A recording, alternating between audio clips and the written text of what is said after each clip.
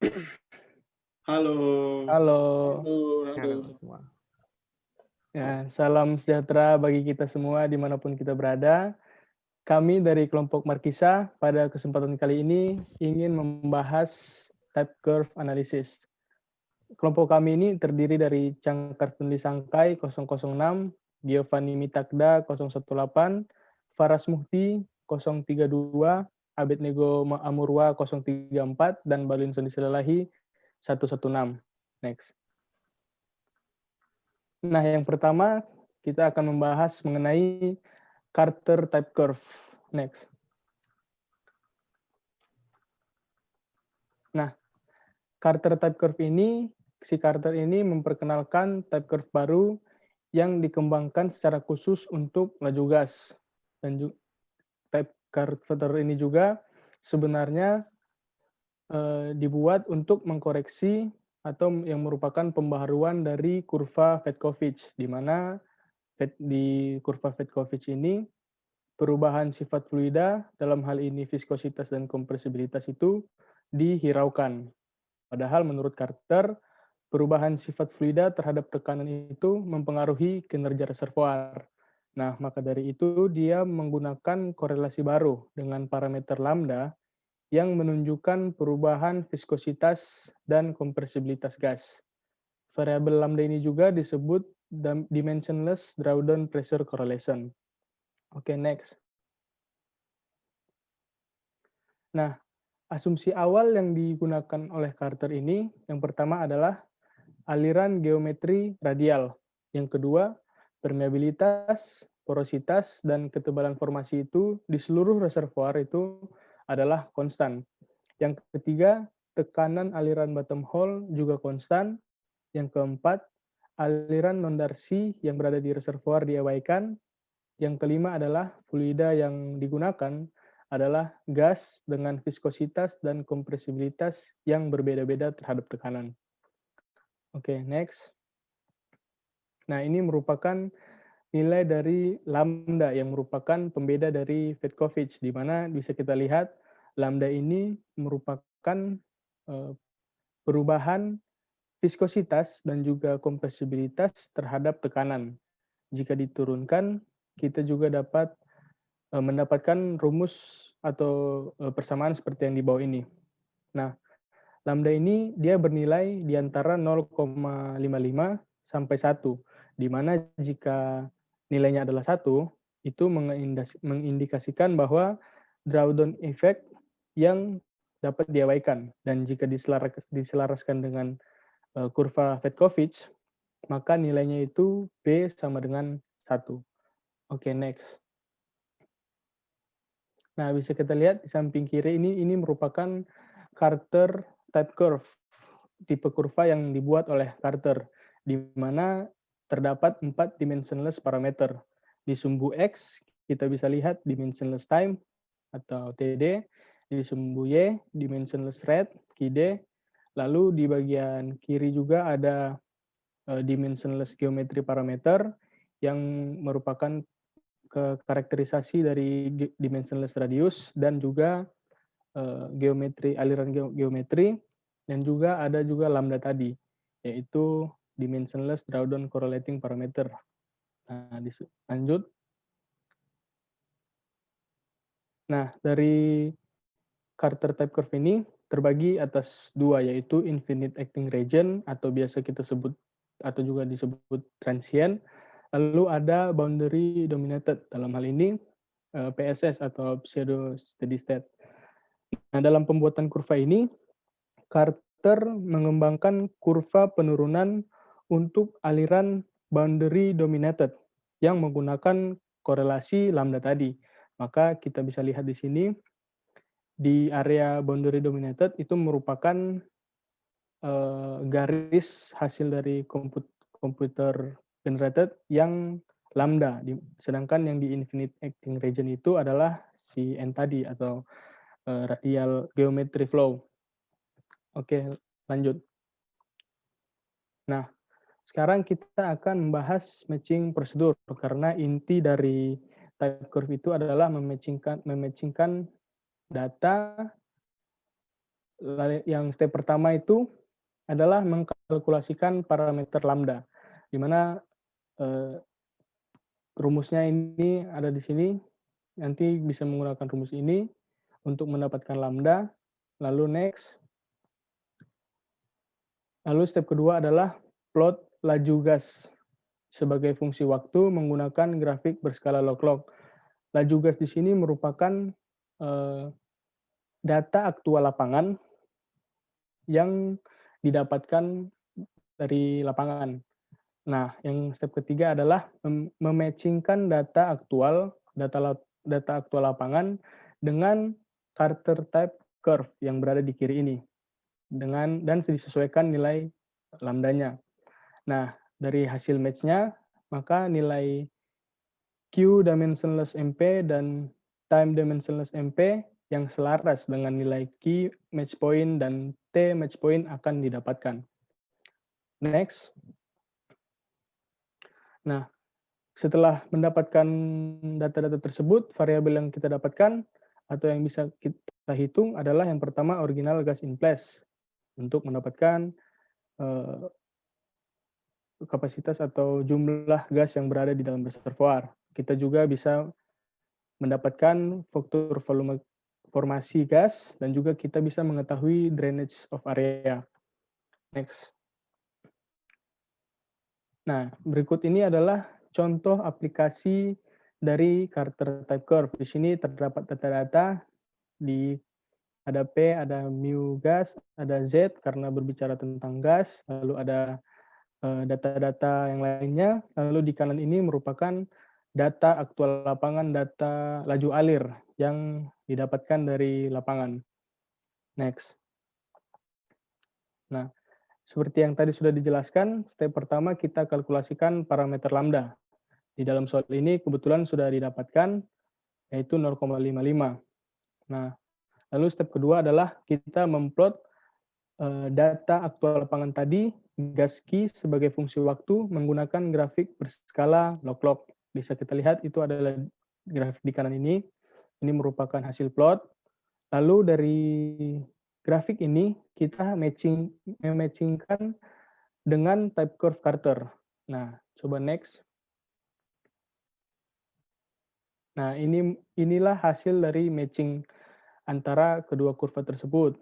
Kalau menggunakan Excel, kita bisa transparankan dulu. Kalau menggunakan manual juga bisa. Nah, dari matching kedua kurva ini, kita bisa dapatkan nilai-nilai seperti yang di kiri ini. Key match point 1 mmSCF per day, T match point 100 day, key dimensionless match point 0,605, time dimensionless match point 1,1, dan juga kita dapat N atau flow geometry tadi sebesar 1,045. Nah, next. Dari data-data itu kita bisa menghitung inisial gas in place. Kita cari dulu delta G, kita lihat setelah dimasukkan rumus kita dapat 2860 mmSCF, lalu kita masukkan ke rumus yang di bawah ini untuk mendapatkan nilai inisial gas in place, yaitu sebesar 3176 MSCF.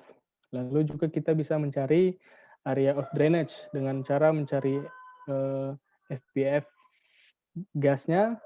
Setelah didapatkan, tinggal kita masukkan untuk mendapatkan area of drainage. Dalam hal ini dia sebesar 105 acre. Next. Nah, selain kedua hal tersebut untuk mencari area of drainage dan initial gas in place, kita juga bisa memvalidasi dan mengetahui rezim aliran. Nah, seperti yang tadi saya sudah jelaskan, di mana di kiri ini infinite acting region atau transient, dan di kanan ini boundary dominated PSS. Nah, bagaimana caranya? Caranya sama kayak tadi, kita plotkan data-data kita, lalu coba next.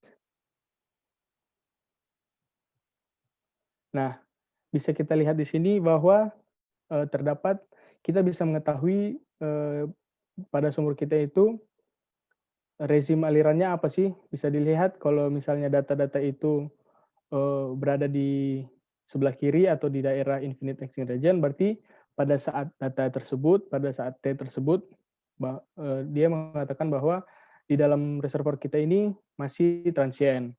Nah, begitu terus sampai dia melewati garis ini, maka kita dapat mengetahui bahwa ternyata reservoir kita sudah memasuki PSS. Nah, hal ini sangat berguna untuk mengetahui karakterisasi reservoir.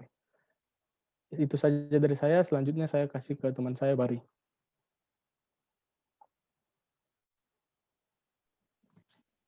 Oke, sekarang saya akan menjelaskan untuk Green-Garten type curve. Next.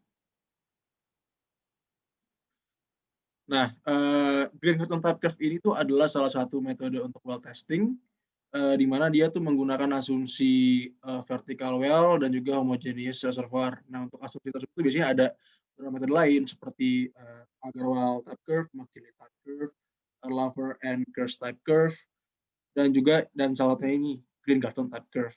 Nah, ini adalah salah satu type curve yang paling banyak literaturnya dan juga paling praktikal untuk digunakan. Makanya paling luas lah digunakan di oil and gas industry ini. Next. Nah, sebelum masuk ke Green-Garten itu apa, saya ingin mention dulu untuk dimensionless variable, karena Green-Garten type curve ini sendiri tuh memakai dimensionless variable. Makanya saya tampilkan dulu untuk SI unit dari dimensionless variable. Next.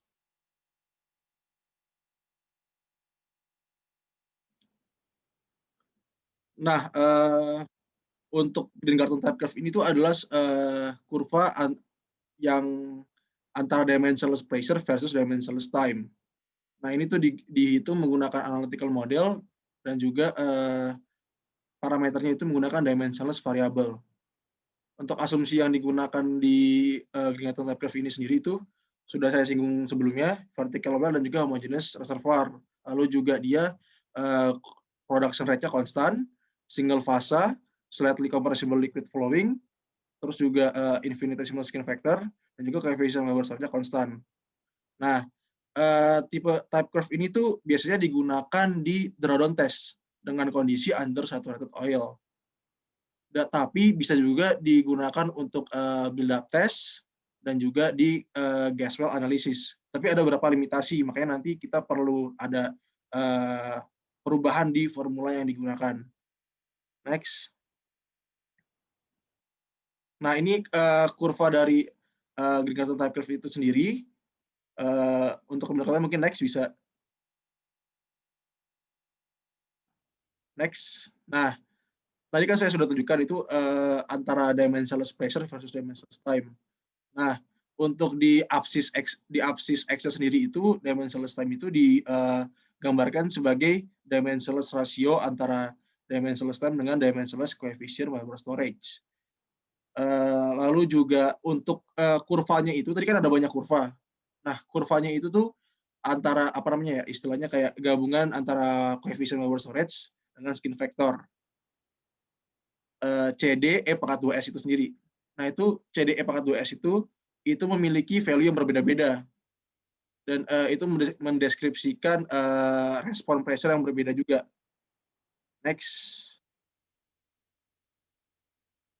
Nah, tadi kan saya sudah jelaskan beberapa apa namanya kurvanya itu memiliki nilai coefficient Weber storage dengan skin factor yang berbeda-beda.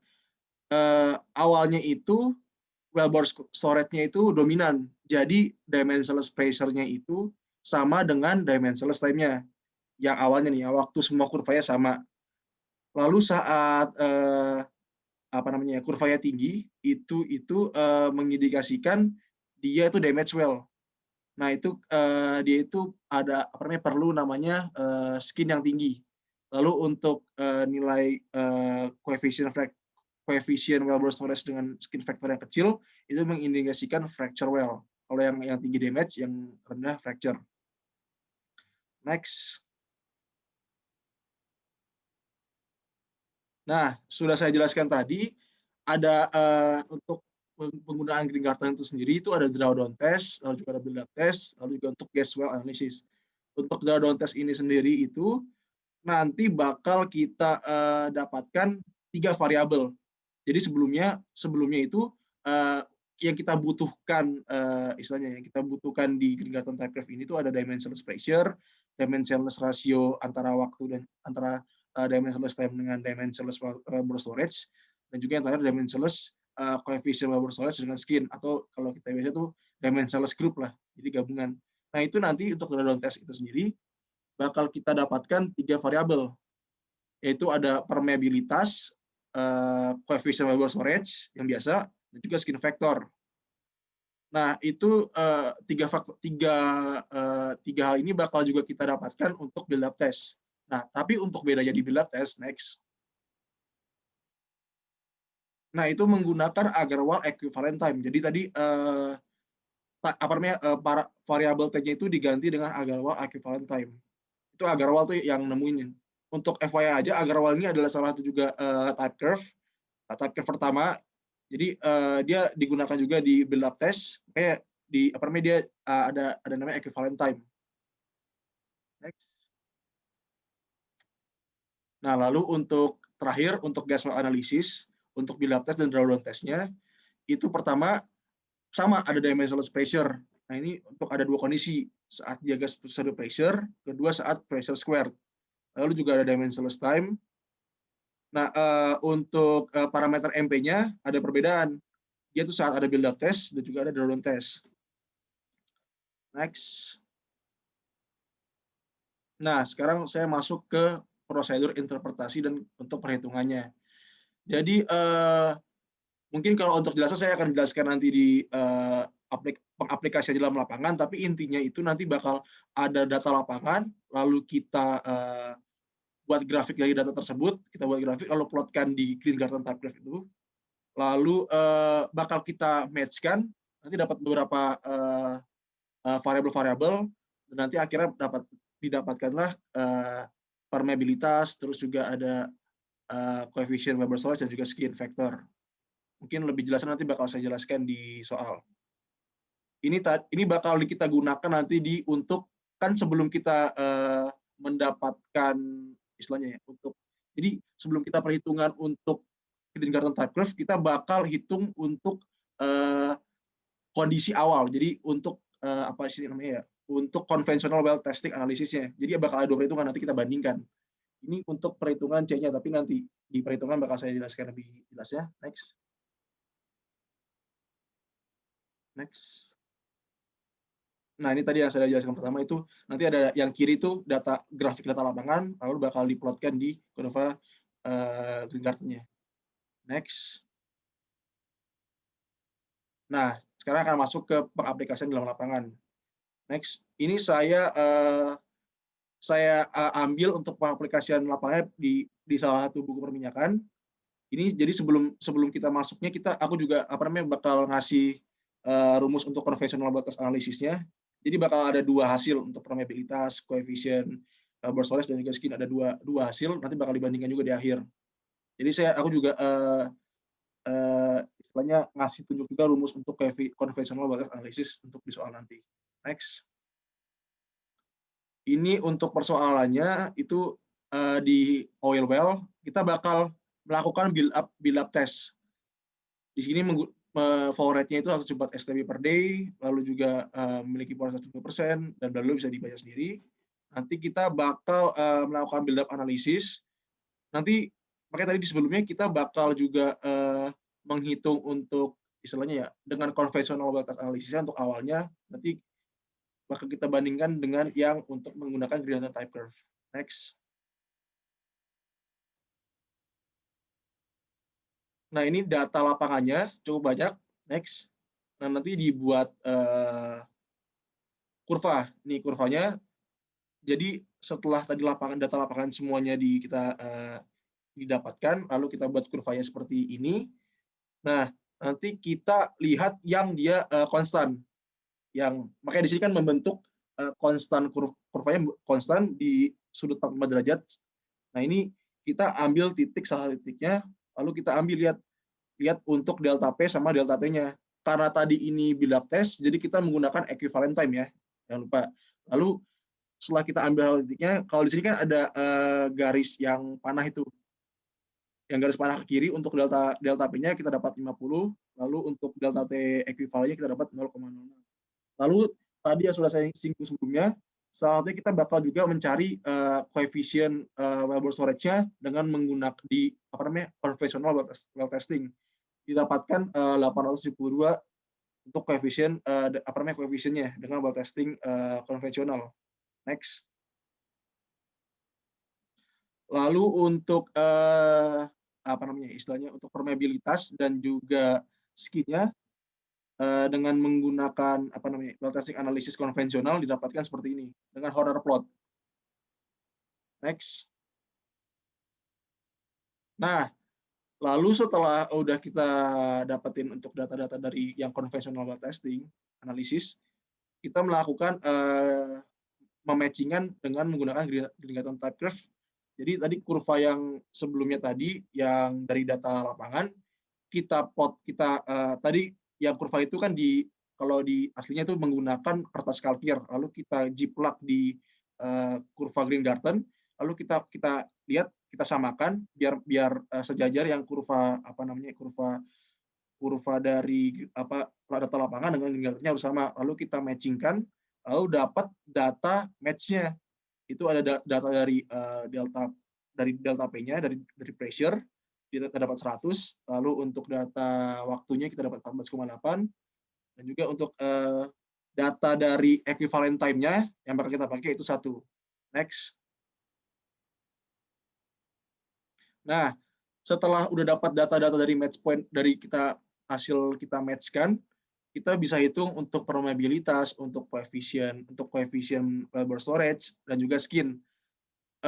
Kalau bisa dilihat di sini, kan nilainya untuk permeabilitas sama 10,9, tadi juga sekitar 10 juga, untuk koefisien juga sekitar segini, jadi hampir sama ya, walaupun kita menggunakan conventional well testing, dengan well testing menggunakan Green-Garten type curve, bakalan sama.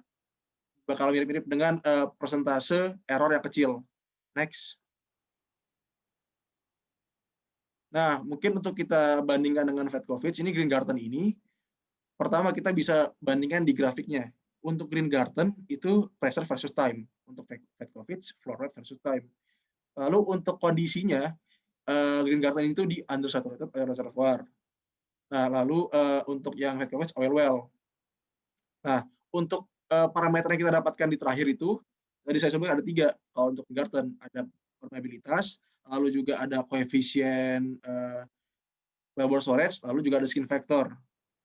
Tapi untuk yang Fedkovich biasanya yang kita dapatkan itu yang kita cari itu initial gas in place, bisa juga original gas in place, lalu juga OIP juga bisa untuk Fedkovich. Sekian dari Green-Garten. Next, mungkin saya lanjutkan ke saudara Abed. Oke, terima kasih. Jadi di sini saya akan menjelaskan tentang kurva Palacio and Basingame. Next.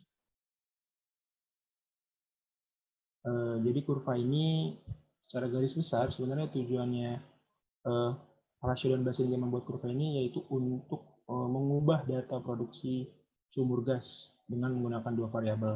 Nah, di sini variabel yang mereka gunakan untuk mengotak-atik data atau parameter yang sudah didapat dari suatu sumur yaitu rate atau laju alir beserta dengan tekanan.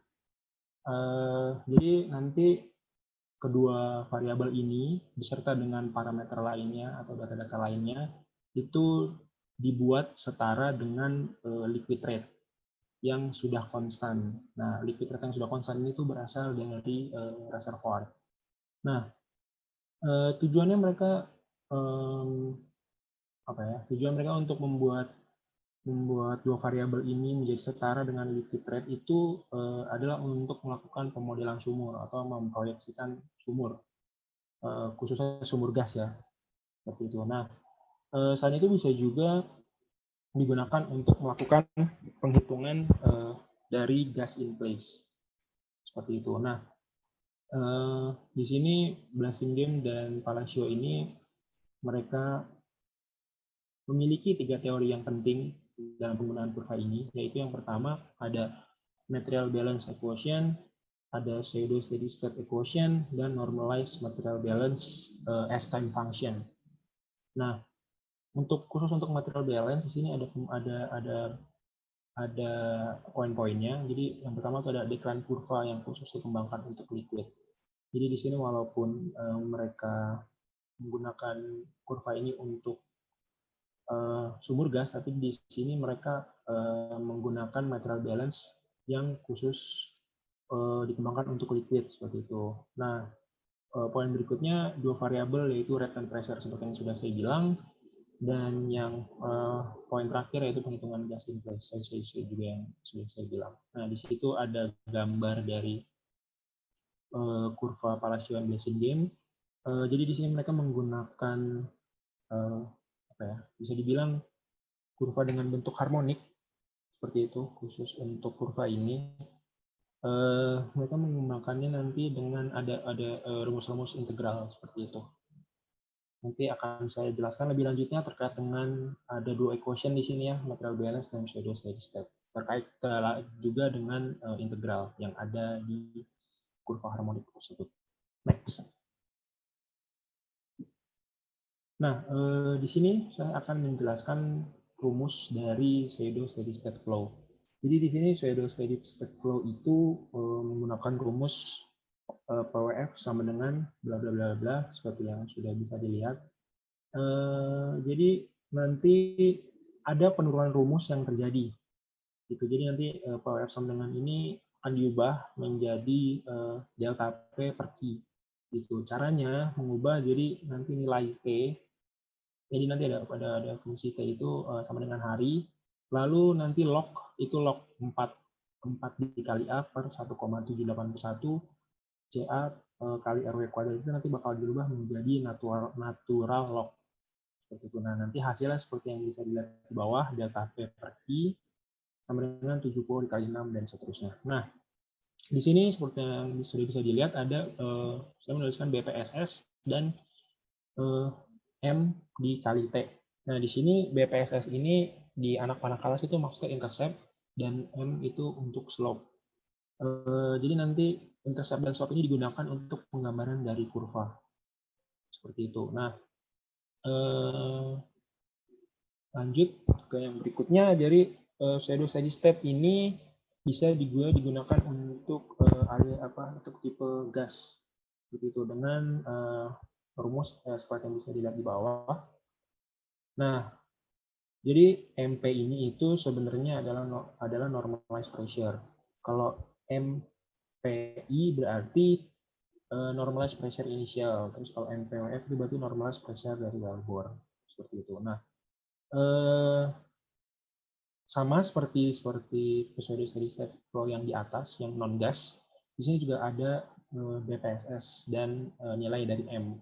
Nah, jadi di sini dua pseudo steady state ini non gas maupun yang gas ini bisa digunakan untuk penggambaran kurva Palacio dan Blesingham.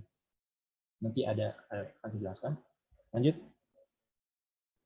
Next. Nah,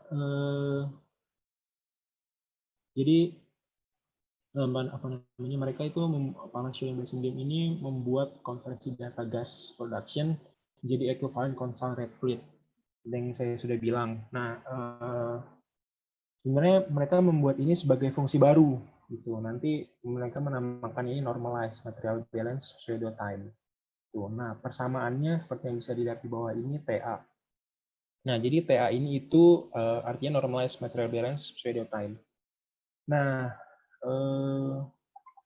jadi rumus ini tuh pengembangan dari pseudo steady state yang khusus untuk gas. Nanti hasilnya akan menjadi seperti ini. Nanti di sini kan seperti yang bisa dilihat di integral, ada integral.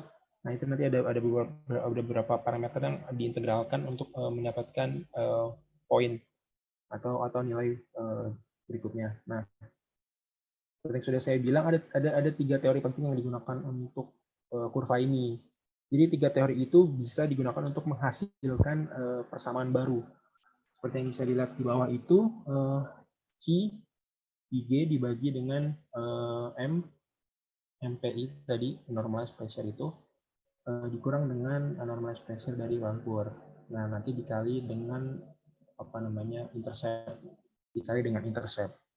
Nah, lalu persamaannya nanti akan menjadi 1 dibagi 1 tambah slope M dibagi intercept BPSS, lalu dikali dengan TA atau normalized material balance shedding time. Nah, di sini nilai BPSS khusus untuk persamaan ini itu berbeda dengan nilai BPSS ataupun slope yang ada pada pseudo steady state. Di sini nilai M itu 1 dibagi G, G itu gas in place, dikali dengan C. Lalu kalau untuk BPSS itu sudah bisa dilihat 70 dikali 6, sekian. Nah, nanti ada dikalilan juga. Nah, di sini nilai dari normalized pressure ini bisa diketahui dengan data-data sebagai berikut. Nanti kita nyari data dari reservoir dan datanya kita input ke normalized pressure yang inisial maupun yang non inisial. Nah, jadi di sini khusus untuk normalized pressure itu dia rumusnya sama dengan, bukan rumusnya sama, maksudnya rumusnya beda tapi nanti bisa menghasilkan nilai yang sama dengan rumus Fatkovich seperti itu. Nah, jadi nanti di rumus Fatkovich itu nilai TADD-nya itu ada rumusnya sendiri. Jadi kita menggunakan nilai slope, nilai intercept, dan nilai dari tadi normalized material balance. Lalu dari nilai QDD itu juga kita menggunakan data yang di awal tadi yang sudah kita dapat. Nah, nanti hasil persamaannya seperti yang sudah bisa dilihat seperti itu. Next. Nah, di sini saya akan menjelaskan cara menghitung nilai dari G, gas in place, dan untuk mencari P average seperti itu. Nah, yang ada 10 step. Di sini saya di halaman pertama saya membagi jadi 2 halaman, 5 step. Jadi yang pertama itu jadi kita akan menggunakan beberapa properti dari gas, beberapa parameter atau beberapa data. Nah, lalu setelah itu kita akan membuat tabel dengan Z, mu, viskositas, P per Z, lalu P per Z dikali mu. Seperti itu. Nanti data-datanya akan lebih terperinci di bawah kalau kita coba di Excel. Lalu yang kedua, plot nilai dari P per Z mu itu terhadap pressure gitu dalam dalam grafik Cartesian dengan nilai P yang beragam. Jadi nanti rata-rata ya nilai P per Z mu itu akan konstan, akan sama, sedangkan nilai P-nya akan beragam, nilai pressure-nya itu sendiri akan beragam. Lalu di sini untuk mencari nilai dari normalized pressure atau nilai dari P itu kita menggunakan rumus seperti yang sudah bisa dilihat. Nah, di situ diintegralin dari 0 sampai dengan P. P-nya di sini itu P yang berubah-ubah sesuai dengan kedalaman seperti itu. Nah, lalu yang ketiga buat plot MP dan pressure per Z terhadap pressure dalam Cartesian juga. Nah, jadi di sini kita bisa mengasumsikan nilai dari gas in place-nya seperti itu. Nah, lalu step yang keempat kita asumsikan nilai dari gas in place. Maksudnya di sini kita asumsikan nilai gas in place-nya di step yang keempat ya, bukan step yang ketiga. Nah, lalu setiap data produksi itu kita bisa hitung lalu kita hitung nilai P per Z-nya dari persamaan gas matbal. Nah, persamaannya itu seperti ini. Jadi P bar dibagi Z bar sama dengan P inisial dibagi Z inisial dikali 1 dikurang GP per G. Seperti itu. Next. Jadi di sini kita ngumpulin data dulu sebelum akhirnya kita nanti bakal ngeplot menjadi satu buat nyari nilai G. Nah, lalu step ke-6 itu dari langkah ketiga. Jadi tadi kan kita udah dapat data di langkah ketiga ya teman-teman. Next kita buat grafik P versus P per Z untuk setiap data produksi. Nah, nanti kalau udah dapat kita hitung TA. Nah, tadi TA itu sudah diberikan rumusnya di awal. Nah, lalu yang step ketujuh, setiap data produksi kita hitung nilai TA-nya.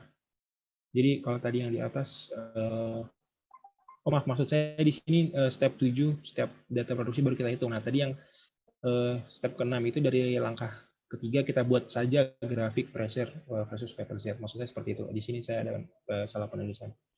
Nah, nanti kalau sudah kita hitung menggunakan rumus, lalu kita bisa memplot, memasukkannya ke dalam tabel. Tabel itu ada T, QT, GP, terus P bar, terus ada normalized pressure juga, dan TA.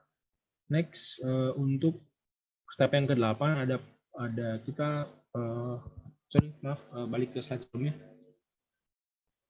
Yang ke-8 kita ngeplot nilai dari normalized pressure dikurang normalized pressure inisial dikurang normalized pressure yang dibagi dengan IG, yang dibagi dengan TA.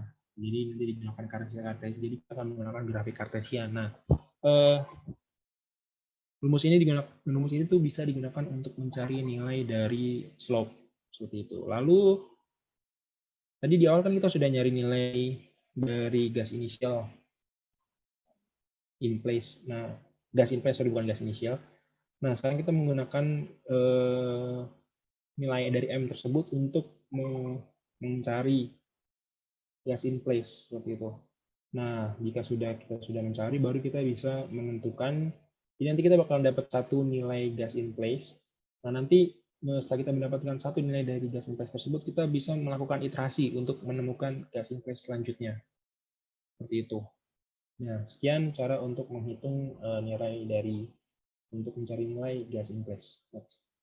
Nah, di sini ada modified Redkovich-Carter type curve. Jadi di sini Palacio sama Blassingame itu mengembangkan kurva yang namanya Redkovich-Carter. Jadi Redkovich-Carter ini itu kurva yang isinya tuh ada constant rate dan constant pressure dari suatu aliran gas. Nah, kurva ini itu mereka buat tujuannya itu untuk membuat hasil yang lebih akurat gitu. Jadi nanti ada dua kurva yang digabung. Misalnya kurva A sama kurva Redkovich-Carter ini. Nah, hasil dari kurva A kan belum tentu akurat ya. Nanti digabung dengan Redkovich-Carter ini nanti akan mendapatkan hasil yang lebih akurat. Nah, kurva ini Redkovich-Carter ini merupakan pengembangan dari kurva Palacio dan Blassingame sendiri.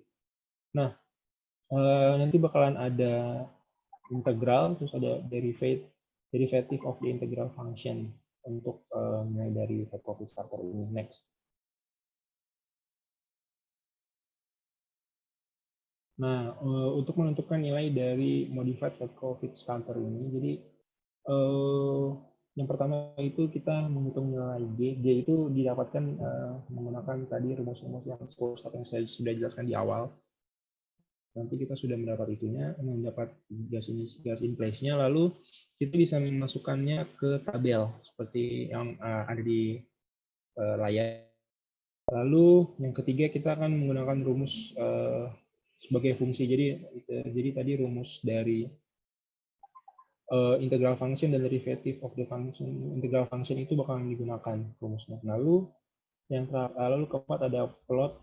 Jadi kedua fungsi tadi itu kita plot menjadi satu seperti itu. Jadi QDDI dan QDDID itu akan dimasukkan ke grafik versus TA seperti itu. Lalu yang terakhir tentukan nilai dari MP, match point-nya, dan dimensional radius RED. Dan nanti kita akan mendapatkan nilai G dan beberapa parameter lainnya. Jadi dari Redkovich-Carter ini yang dikembangkan oleh Blassingame dan Palacio ini tujuannya untuk mencari G yang lebih akurat dari G yang tadi yang saya jelaskan 10 step itu. Ini jadi lebih akurat dan untuk mencari nilai dari permeabilitas. Seperti itu. Bisa juga mencari parameter-parameter lainnya. Nah, kalau untuk mencari parameter lainnya rumus sudah saya tuliskan di sini. Oke. Sekian untuk Palacio dan Blassingame. Saya berikan ke kurva yang selanjutnya, Matter dan Anderson. Silakan.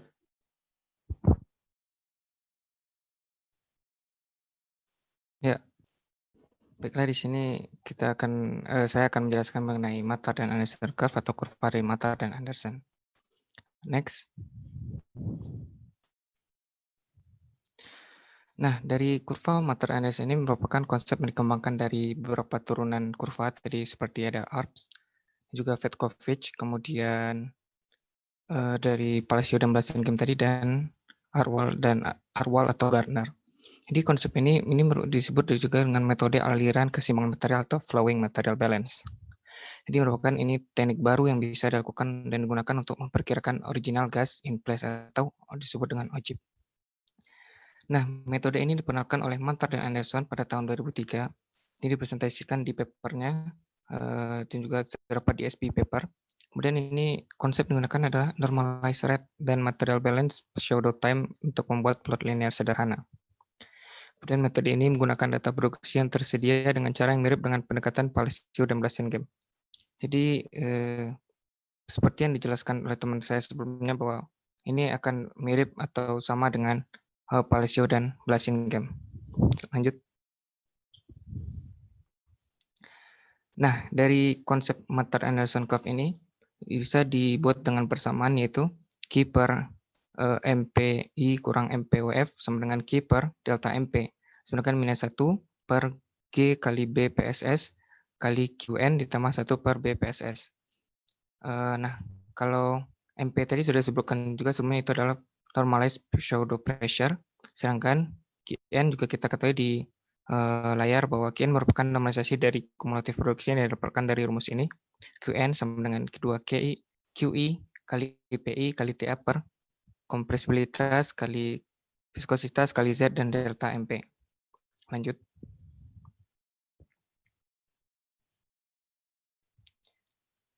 Nah, kemudian kita juga itu adalah TA. TA itu adalah pseudo time normalized dari Blasingame yang telah dijelaskan oleh teman saya tadi sebelumnya. Di mana TA didapatkan dari rumus TA sama dengan mu gas kali kompresibilitas gas per QT kali Z kali G per 2PI dan kurung rata-rata dari normalized pseudo pressure kurang normalized pseudo pressure juga dari rata-ratanya.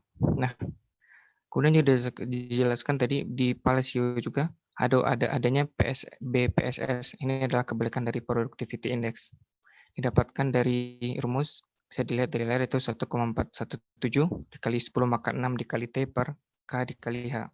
Dan dalam kurung ln kali RE per RWE kurang 3/4. Nah, lanjut.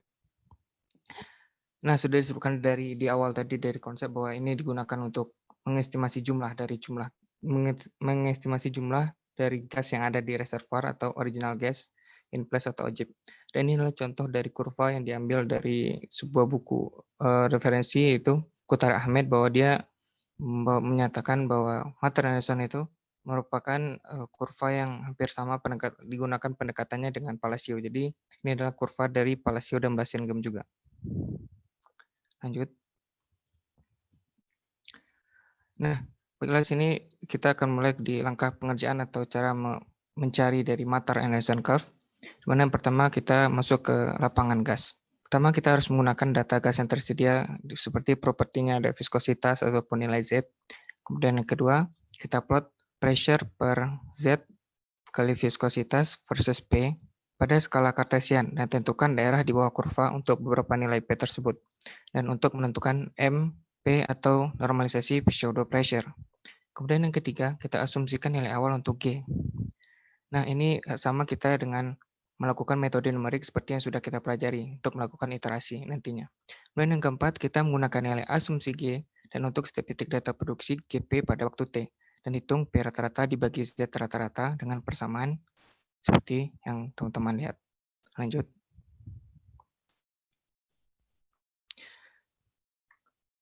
Nah, yang kelima, kita lakukan untuk setiap titik data produksi Q dan QT dan T, hitung TA atau waktu yang tadi dan kumulatif produksi yang dinormalisasi dengan rumus sebagai berikut gitu.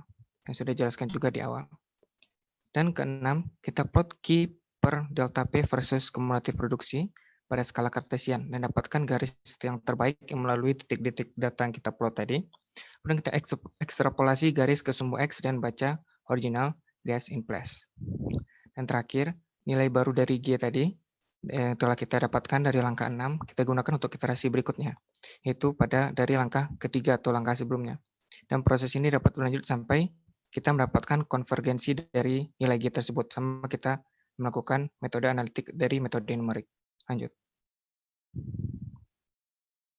Nah, ini untuk yang dari lapangan oil atau lapangan minyak. Pertama, kita harus menghitung normalisasi kumulatif produksi dengan rumus yang sudah tertera di layar. Qn sama dengan Q per CT atau kompresibilitas total kali delta pressure. Dan kita plot Q per delta P dengan kumulatif produksi tadi. Dan kita gunakan regresi linear untuk mendapatkan data yang terbaik. Itu garis lurus, karena dia linear gitu. Kemudian yang keempat, kita ekstrapolasi data ke titik potong X. Dan yang terakhir, kita estimasi expected ultimate recovery dengan menentukan faktor recovery yang sesuai gitu. Lanjut. Nah, sini saya akan memasukkan adanya kelebihan dan keterbatasan dari Matter and Anderson curve itu.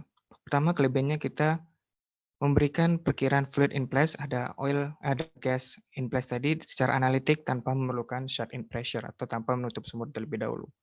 Kemudian kedua, lebih unggul dari metode kurva yang lain karena diplot pada skala linear. Jadi nggak mungkin hasilnya itu akan hyperbolik, harmonik, atau eksponensial atau hyperbolik gitu.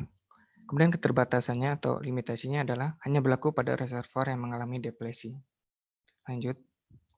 Nah, ini adalah contoh kurva yang diambil dari paper Matter and Anderson pada tahun 2003 tersebut, di mana kita lihat bahwa kurvanya plotnya itu secara regresi linear gitu, secara garis lurus gitu. Ini disebut juga flowing material balance. Bisa lanjut. Dan masuk ke subbab terakhir juga, itu mengenai perbandingan ke Matter and Anderson dengan kurva Fatkovich. Yang kami temukan ada dua dari beberapa literasi yang kita baca juga. Pertama, Fatkovich itu hanya bisa mengambil data expected in the ultimate recovery hanya dari sejarah operasi saja. Sejarah operasi sumur gitu.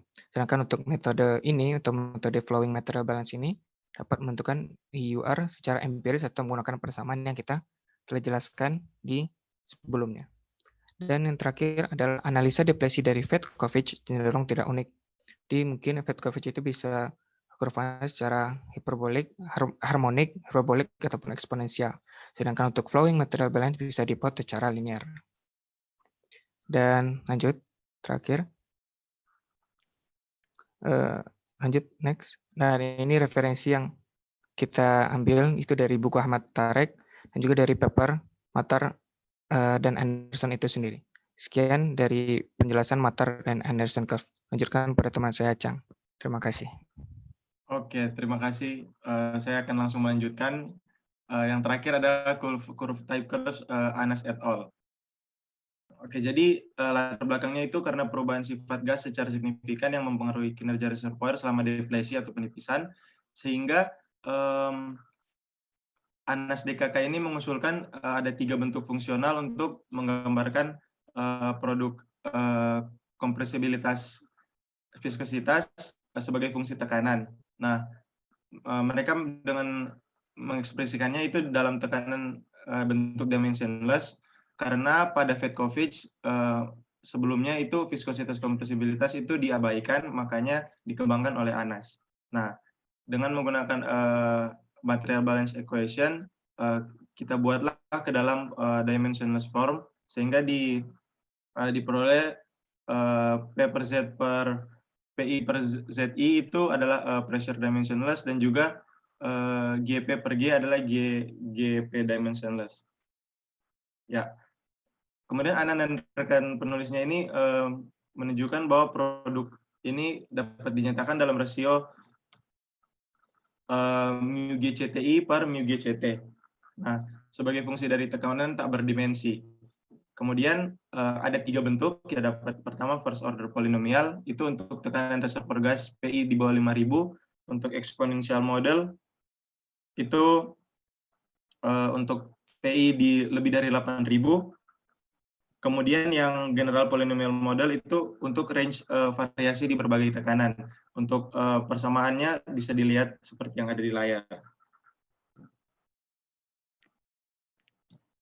Kemudian koefisien dalam persamaan eksponensial dan general model ini seperti beta 0, beta 1, A0, A1, dan sebagainya itu dapat ditentukan dengan memplot rasio dimensionless versus PD pada skala kartesian seperti yang ditunjukkan di gambar di samping ini. dengan menggunakan model least squares regression untuk menentukan koefisiennya. Dengan cara kalau pakai least squares regression itu berarti kita meminimumkan error kuadratnya, sehingga nanti bakal didapatkan nilai-nilai koefisiennya. Oke, Anas DKK kemudian mempresentasikan solusi mereka dalam format kurva tipe satu set variabel tak berdimensi yang sudah dikenalkan tadi juga di type curve sebelumnya, yaitu QDD, TDD, RED, dan yang baru di sini yaitu beta atau parameter berkorelasinya. Kemudian sama seperti tadi ada 3 set. Yang pertama first order, kita bisa lihat seperti di bawah ini type curve-nya. Kemudian yang kedua exponential model, yang tadi yang untuk PI di bawah 8.000 PSI, dan yang ketiga untuk segala range PSI tekanan, itu general polynomial model. Kemudian inilah langkah-langkah metodologi untuk menggunakan tipe kurva Anas, yaitu pertama dengan buat plot viskositas kompresibilitas inisial per viskositas kompresibilitas versus pressure dimensionless. Yang kedua itu dari plot yang dihasilkan, kita lihat nih bentuk mana yang paling sesuai, apakah first order, eksponensial, atau yang general polynomial. Nah, ketiga itu plot laju alir versus waktu kita buat pada log-log scale, seperti yang dilakukan pada Carter di awal, sehingga data yang keempat sekarang yaitu kita melakukan pencocokan type curve yang dijelaskan sebelumnya, kita pilih match point dan sebagainya, kemudian nanti akan diperoleh data-data match point sama seperti cara yang dijelaskan di Carter di awal. Jadi yang kelima, kita hitung PWD tekanan tak berdimensi menggunakan bottom hole flow pressure seperti persamaan di bawah ini. Oke, yang keenam kita hitung konstantanya. Konstantanya juga cara hitungnya ada lewat 3 bentuk tadi, ada yang first order, ada yang eksponensial, dan juga ada yang polynomial function. Untuk polynomial di sini kita asumsinya order 4 atau 4 degree, tapi bisa juga mungkin ditemukan berbeda nanti. Tapi untuk di sini kita asumsinya 4 degree dan seperti ini. Kemudian lanjut kita hitung productivity index, kita hitung OJIP, dan kita hitung drainage areanya.